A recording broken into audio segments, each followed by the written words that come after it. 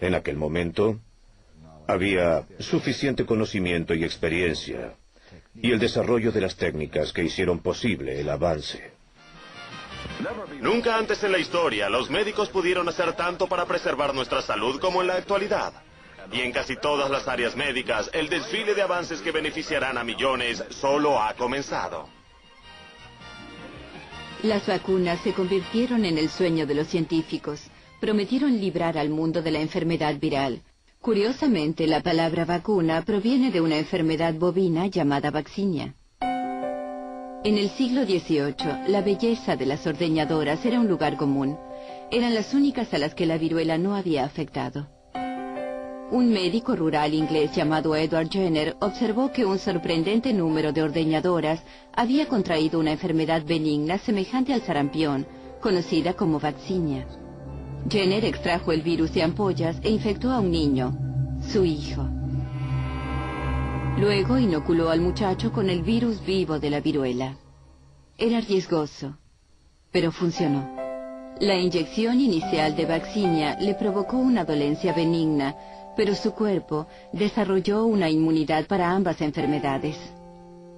A través de los años hemos evolucionado en nuestros mecanismos de defensa. Sabemos que este es el sistema inmunológico, que es un sistema muy complejo que contiene diferentes clases de células y funciones, cuyo propósito principal es reconocer el cuerpo extraño e intentar eliminarlo.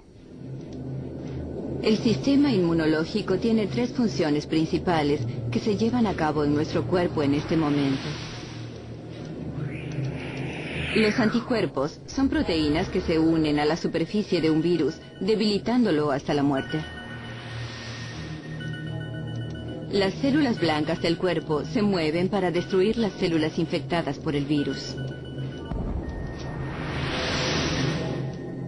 Una vez que ha sido infectado por un virus, la memoria de las células lo reconoce inmediatamente si entra al cuerpo nuevamente.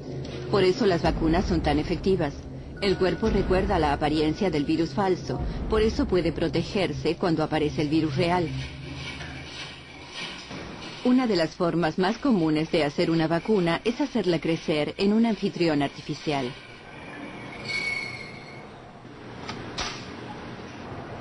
Los embriones de pollo son utilizados para desarrollar virus humanos como fiebre amarilla, sarampión, parotiditis e influenza. La influenza ha sido desarrollada en huevos durante muchos años. Es nuestra manera de producir virus. También pueden desarrollarse en tejidos de cultivo, crecen muy bien. Pero no podemos producir suficiente tejido para hacer las grandes dosis requeridas para uso industrial. Todos los años, el virus de la gripe se inyecta en huevos.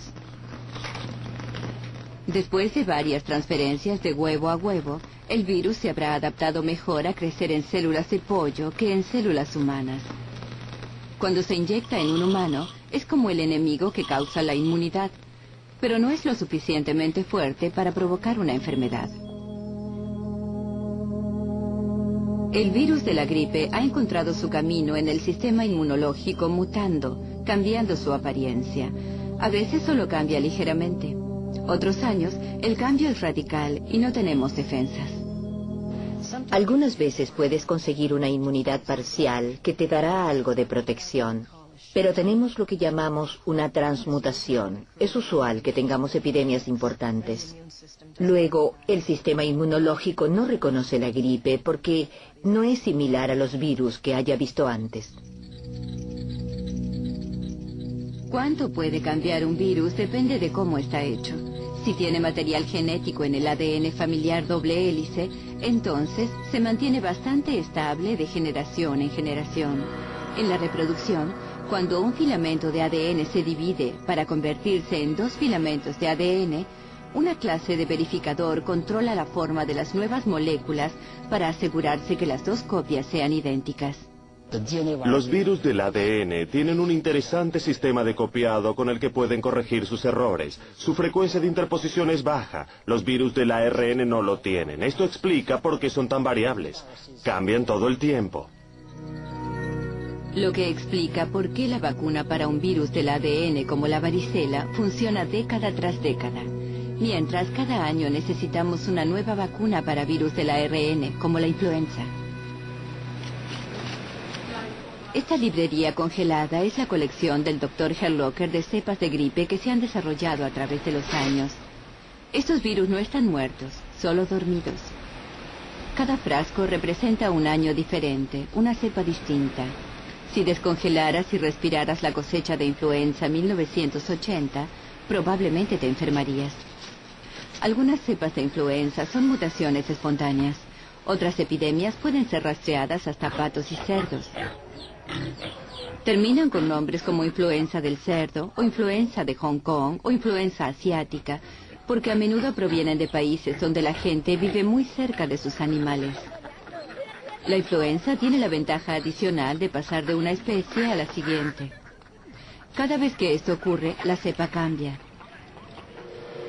Y esto significa trabajo para los científicos de la Organización Mundial de la Salud y el Centro de Control de Enfermedades, o CDC, en Atlanta.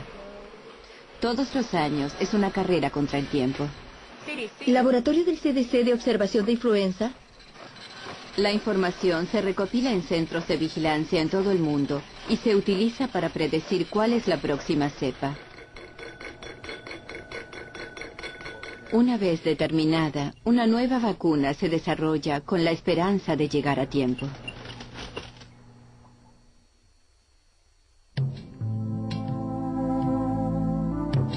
El pánico de la poliomielitis. Es difícil imaginar un mundo sin vacunas para enfermedades como la influenza, viruela o polio. En la primera mitad de este siglo, la gente entraba en pánico cuando los niños contraían fiebre y dolores musculares. Podía no ser nada. Podía terminar con los niños pasando sus días en un cilindro presurizado, al cual todos llamaban el pulmón de acero.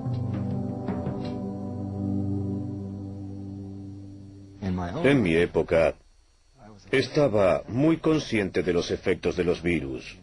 En 1916, por ejemplo, 2 años antes de mi nacimiento, hubo una epidemia de poliomielitis severa en los Estados Unidos, sobre todo en Nueva York. Y luego, nuevamente en 1918-1919, tuvimos una epidemia de influenza grave. Y en ambos casos el efecto fue devastador.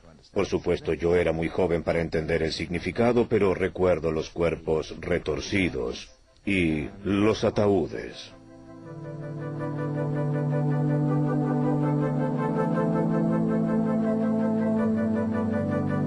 Nadie sabía por qué la poliomielitis causaba parálisis o muerte, mucho menos que se transmitía por la comida contaminada, agua o por la saliva. Las medicinas caseras y medidas preventivas nacieron de la desesperación. Cuando la poliomielitis atacó a F.D. Roosevelt después de nadar en un lago congelado, la gente especuló que el agua fría podía ser la causa. A fines de 1940, el joven Jonas Salk estaba en camino de convertirse en el héroe de los padres del mundo moderno. Dediqué toda mi vida a ser médico. Ese es el camino que elegí para practicar la medicina. Y ese ha sido el sentido de mi vida. Tratar de evitar la enfermedad, sanar o curar de alguna manera. Científicos de Harvard encontraron la manera de reproducir el virus de la polio y Salk tuvo la materia prima que necesitaba para desarrollar una vacuna. Mi hipótesis era que se podía lograr la inmunización contra una enfermedad viral sin experimentar infección. Hasta entonces se creía que uno tenía que experimentar la infección como en el caso de la viruela, la rabia y gran cantidad de virus. En este laboratorio de la Universidad de Pittsburgh, Salk destruyó el virus de la polio con formaldehído para evitar que causara la enfermedad. En 1955, luego de probarlo en él, comenzó a inocular niños. El virus muerto alertaba a sus sistemas inmunológicos sin enfermarlos. Fue una de las mayores noticias en la historia de la medicina. En los Estados Unidos, 2 generaciones crecieron sin conocer la angustia de la enfermedad. Son gajes del oficio, como suele decirse. Y fue apreciado, especialmente por sus padres, para quienes el miedo había desaparecido.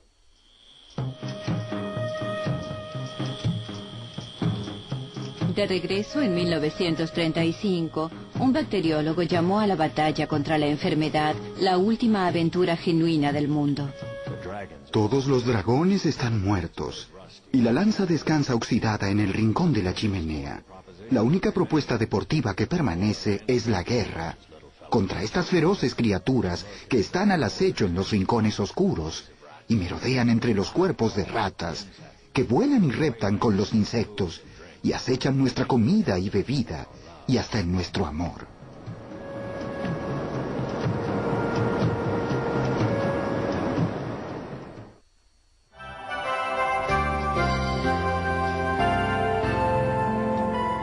Todo sobre los virus. Fin de la primera parte. A continuación, las respuestas a las preguntas de Todo sobre los virus, primera parte. Los virus no pueden reproducirse, entonces insertan su información genética en otras células que se reproducen por ellos. Durante la Primera Guerra Mundial, gente de varios países hizo contacto cercano. Esto permitió que una cepa de influenza se diseminara alrededor del mundo en una tasa sin precedentes. Realiza esta actividad en tu clase. Dibuja e identifica un diagrama de una célula animal y un virus. Luego haz una lista de todas las semejanzas y diferencias entre ambas. ¿Por qué se considera que el virus existe entre las... Un médico rural inglés llamado Edward Jenner observó que un sorprendente número de ordeñadoras había contraído una enfermedad benigna semejante al sarampión, conocida como vaccinia. Jenner extrajo el virus de ampollas e infectó a un niño, su hijo. Luego inoculó al muchacho con el virus vivo de la viruela. Era riesgoso. Las vacunas se convirtieron en el sueño de los científicos. Prometieron librar al mundo de la enfermedad viral. Curiosamente, la palabra vacuna proviene de una enfermedad bovina llamada vaccinia. En el siglo XVIII, la belleza de las ordeñadoras era un lugar común. Eran las únicas a las que la viruela no había afectado. Y funciones cuyo propósito principal es reconocer el cuerpo extraño e intentar eliminarlo. El sistema inmunológico tiene tres funciones principales que se llevan a cabo en nuestro cuerpo en este momento. Los anticuerpos son proteínas que se unen al... En aquel momento, había suficiente conocimiento y experiencia, y el desarrollo de las técnicas que hicieron posible el avance. Nunca antes en la historia los médicos pudieron hacer tanto para preservar nuestra salud como en la actualidad. Y en casi todas las áreas médicas, el desfile de avances que beneficiarán a millones solo ha comenzado.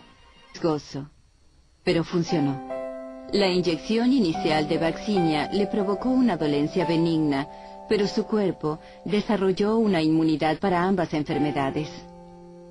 A través de los años hemos evolucionado en nuestros mecanismos de defensa. Sabemos que este es el sistema inmunológico, que es un sistema muy complejo que contiene diferentes clases de células